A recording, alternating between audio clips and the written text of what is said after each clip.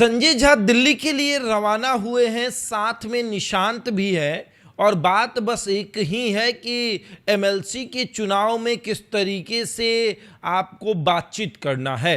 देखिए, नीतीश कुमार ने साफ तौर पर कह दिया है कि 8 का आधा 4 होता है और हम 4 पर ही लड़ेंगे, 4 से कम हमें नहीं चाहिए।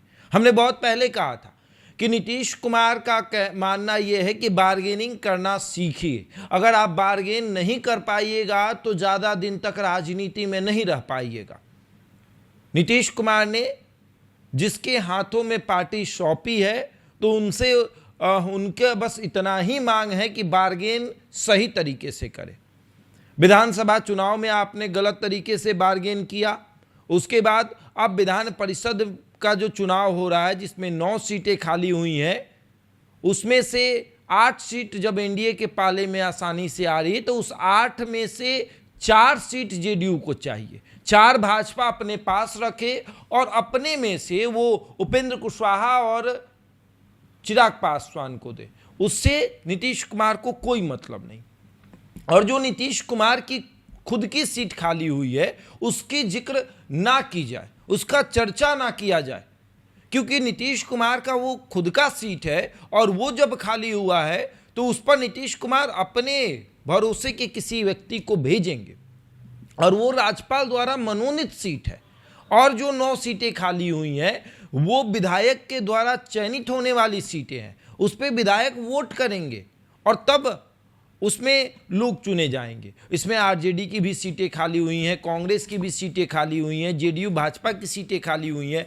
और जब कांग्रेस की और आरजेडी की कुछ सीटें एनडीए अपने पाले में ले रही है तो बंटवारा सही तरीके से होना चाहिए।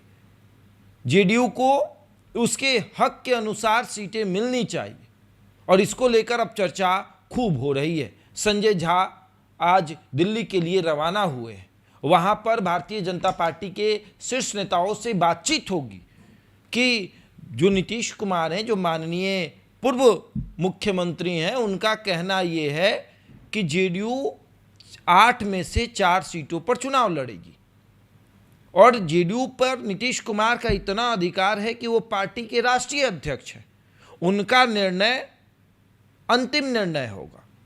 और वो निर्णय ये ले चुके हैं कि 8 मतलब कि आधा 4, 3 नहीं चलेगा। हमने बहुत पहले आपको कहा था कि नीतीश कुमार 3 से समझौता नहीं करने वाले। वो कह रहे हैं कि 3 नहीं चाहिए और भाजपा ये कह रही है कि 3 आप इसमें से ले लीजिए और एक आपकी जो सीट खाली हुई है वो लेकर 4 आपका हो गया। और जब हम 5 इधर रखेंगे तो 1 दे देंगे आपको उपेंद्र कुशवाहा को और 1 दे देंगे चिराग पासवान को और 3 हम रख लेंगे और 3 आपके पास हो गया, तो हो गया ना बंटवारा। लेकिन नीतीश कुमार का कहना है कि हम क्यों समझौता करें, उपेंद्र कुशवाहा को आपको देना है, मेरे साथ उपेंद्र कुशवाहा का कोई गठबंधन नहीं है, चिराग पासवान के साथ मेरा गठबंधन नहीं है। नीतीश कुमार का गठबंधन भारतीय जनता पार्टी के साथ है। नीतीश कुमार ने भारतीय जनता पार्टी के साथ गठबंधन किया है, ना कि चिराग पासवान के साथ, उपेंद्र कुशवाहा के साथ, जीतन राम मांझी के साथ। इनके साथ कोई गठबंधन नहीं है। एनडीए में जब गठबंधन हुआ तो भारतीय जनता पार्टी ने अपने फायदे के लिए उपेंद्र कुशवाहा से गठबंधन किया, चिराग पासवान से गठबंधन किया, जीतन राम मांझी से गठबंधन किया। तो ये लोकसभा चुनाव के समय गठबंधन हुआ और उनके पार्टी से जीते हुए सांसद नरेंद्र मोदी को समर्थन दे रहे हैं, भाजपा को समर्थन दे रहे हैं। तो अब नीतीश कुमार का मानना है कि आप जब बिहार में चुनाव की बात कर रहे हैं तो मेरे साथ समझौता मत करवाइए, मेरे साथ आप ये मत कहिए कि आप भी अपने सीटों में कटौती करिए, आपको 3 मिल रहा है तो आप भी हमको 3 दे और जाकर आप उपेंद्र कुशवाहा और चिराग पासवान को खुश करें। हमको कोई मतलब नहीं है। हमने सबसे बड़ा बलिदान दिया कि मुख्यमंत्री की कुर्सी आपके पाले में दे दी, उससे बड़ा बलिदान और कुछ नहीं होता है। और जब हमारे पास पावर है, हमारे पास 43 विधायक जिस समय थे उस समय हमने कोई जिद नहीं पकड़ा कि हम मेरे पास अगर 2 की क्षमता है तो हम 4 भेजेंगे, 2 की क्षमता है तो हम 3 भेजेंगे। हमने ऐसा नहीं किया और उस समय जेडीयू के एमएलसी कम हुए थे।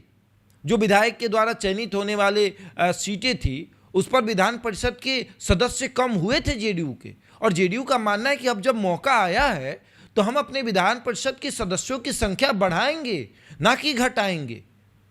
हम अपने विधायक को किसी और के पक्ष में वोट डालवाएंगे और अपना विधान परिषद का उम्मीदवार कम करेंगे, अपना पक्ष कमजोर करेंगे। ऐसा नहीं होगा।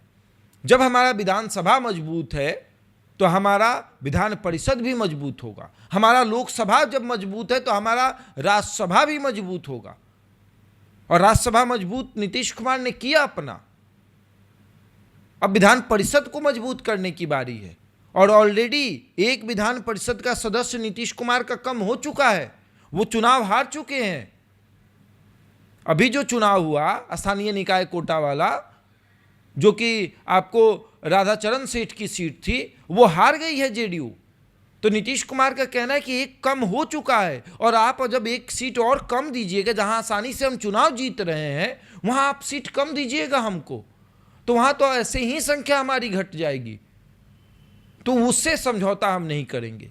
और अब संजय, जहां पर ये प्रेशर नीतीश कुमार ने बनाया है कि आप जाइए और बातचीत करिए, आप बार्गेन करिए, अगर आपसे नहीं होता तो फिर आप हमको बताइए, हम बार्गेन करेंगे। जैसे नीतीश कुमार ने विधानसभा चुनाव में बार्गेन किया कि जो सीटें इन लोगों ने लोजपा रामविलास को या और भाजपा को दे दी थी, वहां नीतीश कुमार ने एक दिन मुख्यमंत्री का गेट बंद किया, मुख्यमंत्री आवास का दरवाजा बंद हुआ भाजपा के लिए, तुरंत बार्गेन हो गया। दिल्ली से फोन आया कि जिस पर आप लड़ना चाहते हैं लड़ लीजिए। समझौता इस तरीके से नीतीश कुमार करते हैं। और नीतीश कुमार को पता है कि अगर हम इधर उधर हुए, भाजपा का दिमाग काम करना बंद कर देगा। ना सिर्फ बिहार, दिल्ली की सरकार हिल जाएगी नीतीश कुमार के एक इशारे पर। और इसीलिए नीतीश कुमार बार्गेन करना समझते हैं, लेकिन नीतीश कुमार के इर्द गिर्द रहने वाले लोग वो बार्गेन नहीं कर पाते हैं।